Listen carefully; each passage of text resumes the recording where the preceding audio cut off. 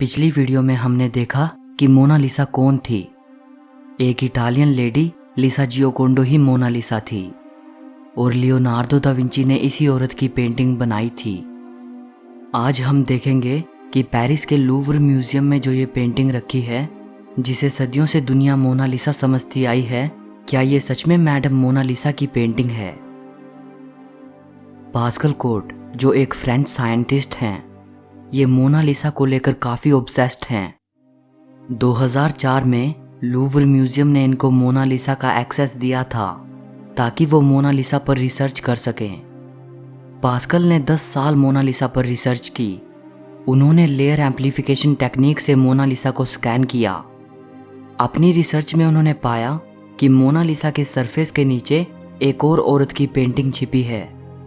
उनको इस पेंटिंग के नीचे किसी औरत का एक पूरा पोर्ट्रेट मिला जो ओरिजिनल मोनालिसा से काफ़ी अलग दिखती है और ना ही मोनालिसा की तरह उसके चेहरे पर स्माइल है।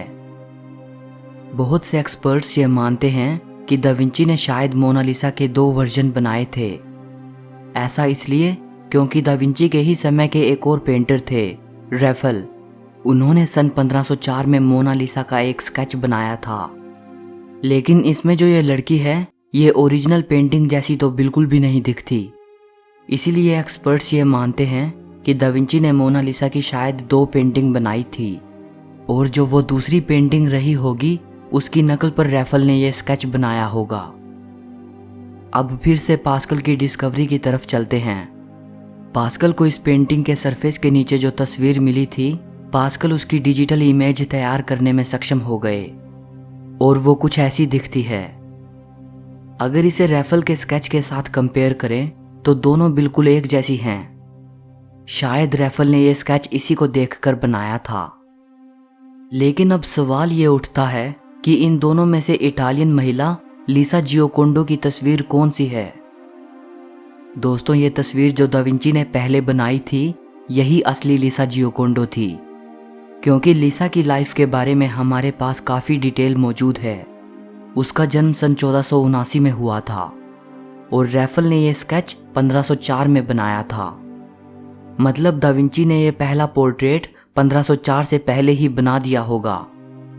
तो यहाँ हमें यह पता लग गया है कि जिस वक्त दा विंची ने यह पोर्ट्रेट बनाया था, उस वक्त मैडम लिसा की उम्र करीब 25 साल थी। अब आप देखो, इनमें से कौन सी औरत आपको 25 साल की उम्र के आसपास नजर आती है।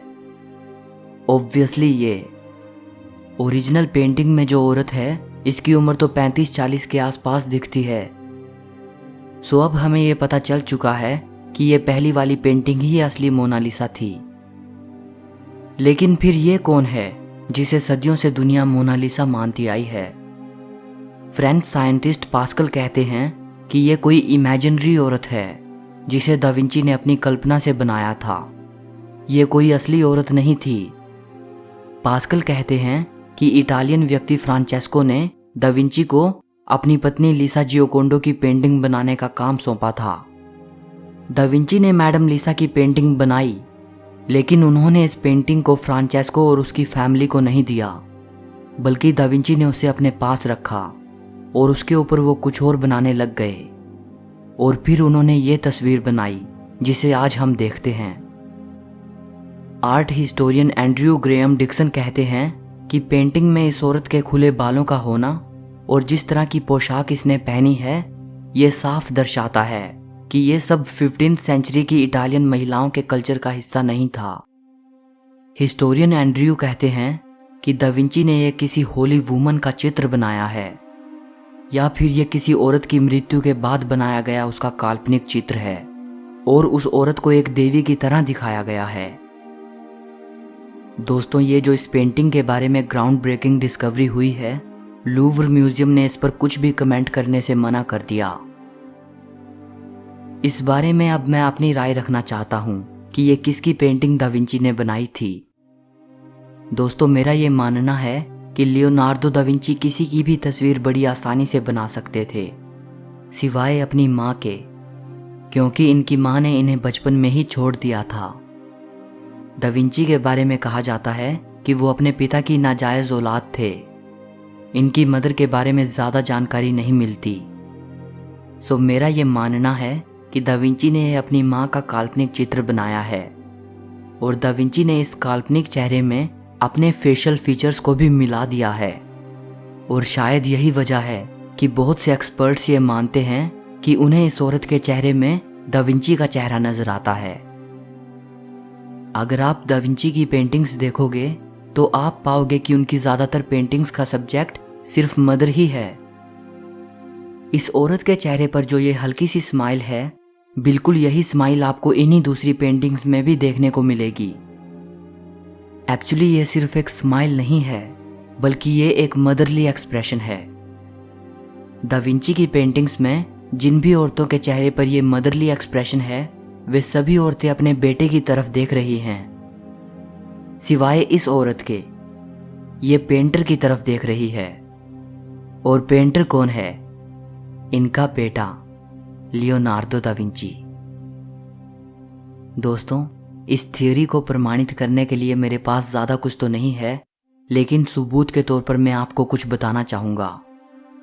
सिगमंड फ्रॉइड, जो कि दुनिया के सबसे महान साइकोलॉजिस्ट में से एक थे, ये पहले ऐसे व्यक्ति थे जिन्होंने आर्ट पर साइको एनालिसिस अप्लाई किया था और इसके लिए फ्रॉइड ने दा विंची को चुना। इन्होंने दा विंची की लाइफ की साइको एनालिटिक स्टडी की उनकी पेंटिंग्स के आधार पर, और फ्रॉइड ने 1910 में इस पर एक बुक लिखी। फ्रॉइड ने इस बुक में लिखा है कि दा विंची ने मोनालिसा के चेहरे पर जो ये मिस्टीरियस स्माइल दिखाई है, ये कुछ और नहीं बल्कि दा विंची का अपनी माँ के प्रति गहरा अट्रैक्शन दर्शाती है।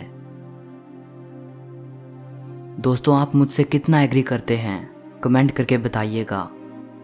जाते जाते वीडियो को लाइक और शेयर ज़रूर कर देना। और अगर आप ऐसी ही वीडियोस देखना चाहते हैं तो चैनल को सब्सक्राइब करके घंटी को दबा देना।